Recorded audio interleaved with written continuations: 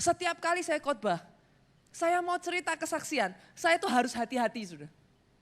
Karena every single testimony, kadangkala saya sebagai seorang pendeta sendiri saudaraku, saya baca, saya katakan, is it really? Sudah mengerti ya saya maksudkan?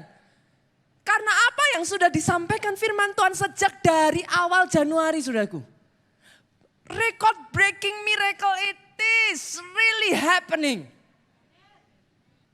Can you believe it? Record breaking miracle truly itu yang sedang terjadi saudara. Belum selesai sampai di sana firman Tuhan kemarin kita masih ingat saudara apa?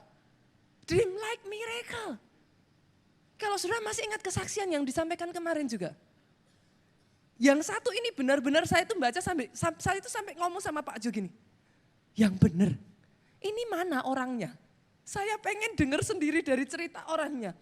Kenapa saudaraku? Benar-benar gak masuk akal saya. Dia jalan-jalan di Malioboro. Punya rumah aja gak bisa.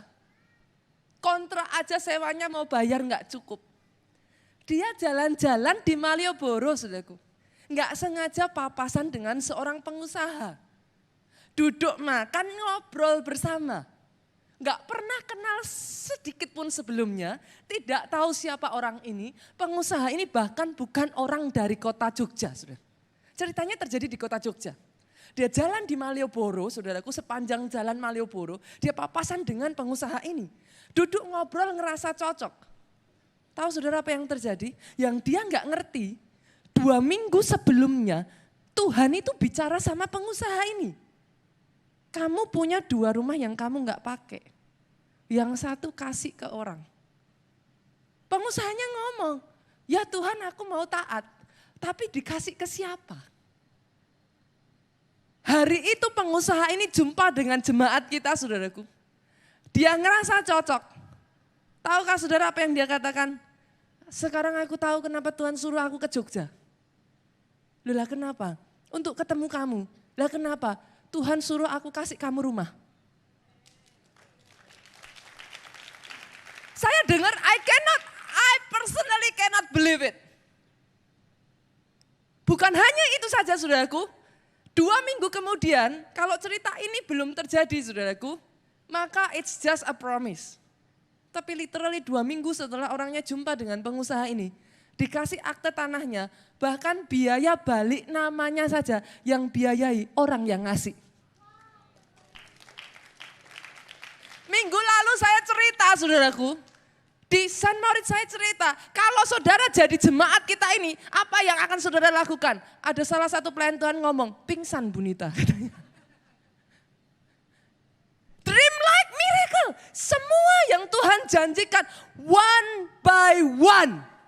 Tidak satu pun yang tidak tergenapi. Itu yang membuat saya amazed.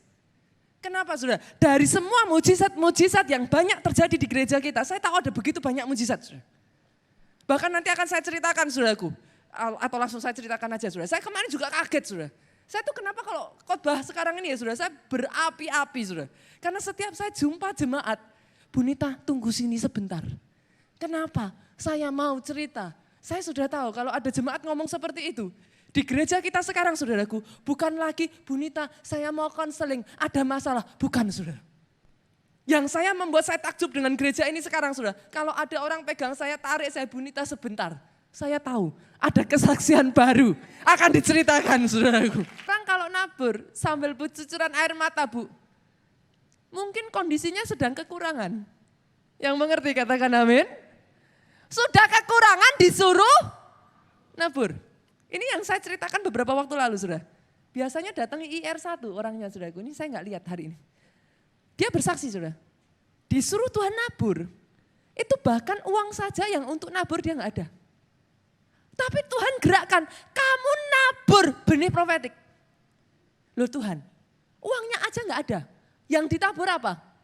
Tuhan ngomong, kamu memang nggak ada uangnya. Tapi di rumah ada perhiasan senilai yang harus kamu tabur.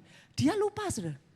Loh, Tuhan malah justru ingatkan dia saudara. Dia pulang, benar. Perhiasan yang dia punya saudaraku itu senilai uang yang harus dia taburkan. Amazingnya lagi, dia ngomong, Tuhan, kalau aku tahu masih punya perhiasan ini, aku pakai buat kontrak. Uang kontraknya habis, sudah. Tapi justru dia belajar melangkah di dalam kekurangan, dia nabur, saudaraku. Sudah tahu apa yang terjadi? Sudah uang kontrakan habis, sudah ditabur, saudara. Di saat dia nabur, suaminya keluar dari tempat kerjaannya, saudara. Dia ngomong, Tuhan, ini disuruh nabur kok yang jadi malah seperti ini. Tuhan ketawa, saudara. Tuhan ketawa, kamu jalan aja, kamu taat aja. Tapi tahukah saudara, hanya hitungan waktu begitu saja. Masuk di bulan Januari, saudaraku, dalam waktu yang sangat singkat sekali. Dia baru nabur Desember, Januari suaminya diterima di tempat kerja yang baru. Gajinya 1,5 kali lipat lebih besar dari tempat yang lama. Bukan hanya itu saja, saudaraku, dipromosikan bahkan sampai masuk majalah Forbes, saudaraku. Bukan hanya itu saja, terima uang, saudaraku, dari perusahaan sampai akhirnya mereka bisa pakai uang itu bukan untuk ngontrak, tapi beli rumah mereka sendiri. Tangan Tuhan yang menuntun hidupmu dari satu langkah demi satu langkah, demi satu langkah, demi satu langkah, sampai penggenapan janjinya jadi atas hidupmu. Oh, tepuk tangannya boleh saya dengar lebih dahsyat lagi dari tempat ini.